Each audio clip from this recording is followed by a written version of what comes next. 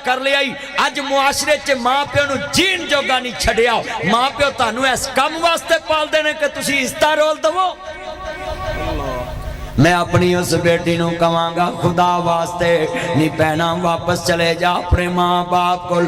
तेरे माँ बाप इज्जतदार ने, लोकां दे विच मूंह विखाण जोगे नहीं रह गए। अज गली वेख ला बाजार च, मैं जुमला इत्थे कहांगा सुनिया जे, इन्ना सलाता तन्हा अनिल फहशाई वल मुनकर। ए मुंडे वेखो ना गेमां खेडदे। मैं ना कई मुंडे बावां ते नां लिखाउंदे ने, माँ प्यो नूं उदों ही समझ जाना चाहिए भी ये कोई चन्न चढ़न वाला है।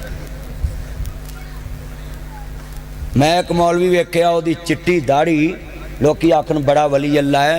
मैं एक दिन वेख्या काली दाढ़ी, मैं क्या पता नहीं की गल है। वो पंजवें को दिन मैनू लोग आके ने चन्न चाड़ दिता है। पहलियां बुढ़ियां रोंदियां फिरदियां ते नवियां करी आउंदे ने। जदों मौलवी दाढ़ी काली करे समझो कोई ना कोई चन्न चढ़िया है। इधर तो नहीं, ये तो पुराना हो गया मेरा चन्न। पुराने ने, मैं तानी गल नहीं कर रहा।